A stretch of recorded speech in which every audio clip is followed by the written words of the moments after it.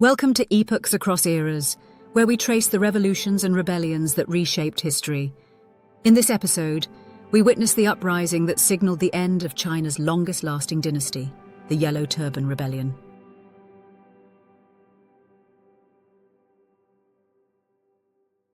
In the late 2nd century CE, the Han dynasty was hollow. Corrupt eunuchs controlled the court, the countryside starved, officials sold power to the highest bidder. Into this crisis stepped a healer and prophet named Zhang Jue, who promised salvation through the Tao and equality for all.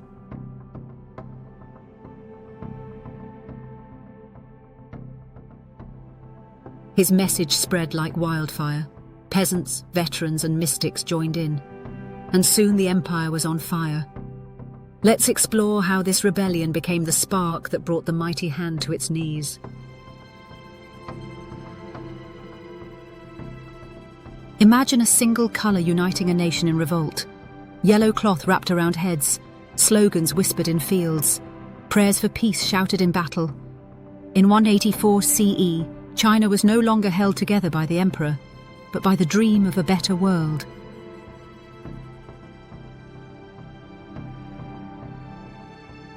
The Yellow Turban Rebellion wasn't just about hunger, it was about belief. Zhang Jue, a Taoist faith healer, claimed the end of the world was near, and only a new age could save it.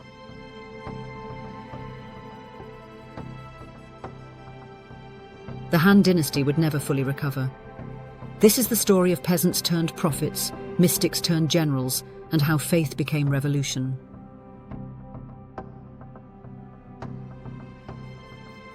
By the 180s CE, the Eastern Han dynasty was failing. Corruption was rampant. Eunuchs sold government posts. Local officials extorted peasants. Land was increasingly concentrated in elite hands, while small farmers sank into debt.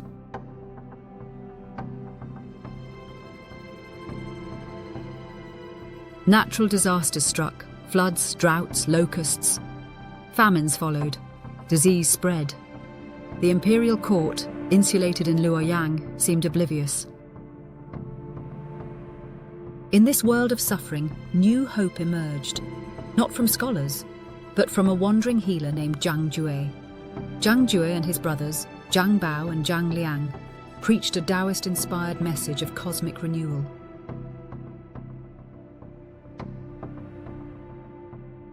They promised that the blue heaven of the Han would fall and the yellow heaven would rise in its place.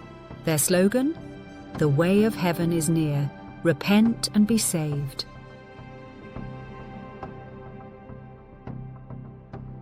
Zhang Ju founded the Way of Great Peace, Taiping Tao, a religious political movement blending folk Taoism, apocalyptic prophecy, and communal ethics.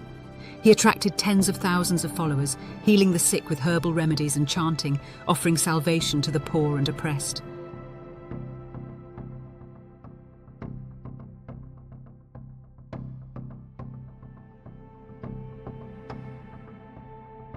He divided China into districts, each with leaders sworn to secrecy. His followers wore yellow turbans or scarves to symbolize the new heaven rising. For years, Zhang Jue built a quiet army, spiritual and military. In early 184 CE, the plan was set. Coordinated uprisings would strike across the empire, but the plot was leaked. The Han tried to act swiftly, but it was too late. The rebellion spread like wildfire across the Central Plains, Shandong, Sichuan, and Hubei. Zhang Jue declared himself great teacher and called for the destruction of Han officials. His movement was not centralized. It was a network of charismatic leaders and local cells.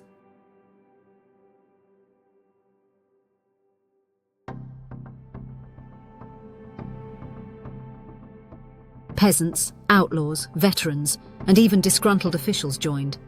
Yellow banners appeared everywhere. Government offices were burned. Roads became battlegrounds. In desperation, the Han court gave regional governors and military commanders near-autonomous power to crush the rebellion. This included young generals like Cao Cao, Sun Jian, and Liu Bei, men who would soon become legendary.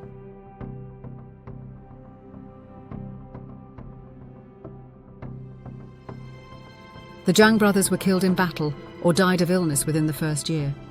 But the movement lived on in pockets for over a decade. By 185 CE, the rebellion had been mostly suppressed. But the damage was done. The army was drained. The treasury was empty. Local governors had turned into warlords. The emperor was powerless. The court's reliance on regional generals opened the door to personal armies and shifting loyalties. Han China no longer functioned as a unified empire.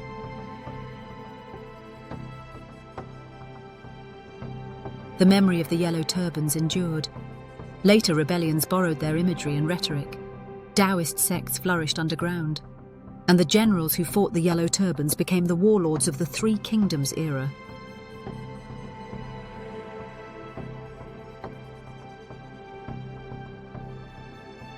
The rebellion had failed to overthrow the Han directly, but it shattered the illusion of order, and from that moment on, the dynasty was in free fall.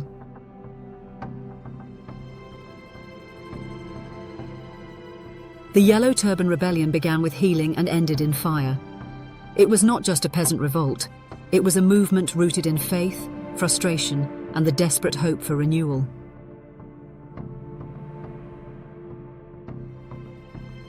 Zhang wasn't a general, he was a prophet. His army wasn't just men with swords. It was an idea that the empire could be different, that justice could come not from the court, but from the people.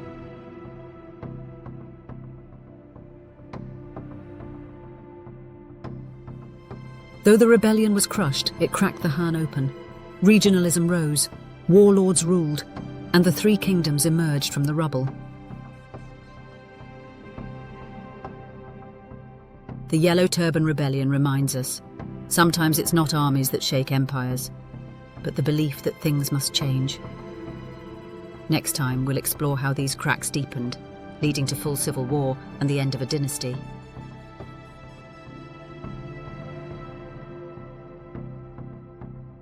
Thank you for watching Epochs Across Eras. If you enjoyed this journey through history, make sure to like, subscribe, and hit the notification bell so you never miss an episode. Let's keep exploring the past to uncover the stories that shaped our world. Until next time, keep questioning, keep learning, and keep exploring the epochs that define us all.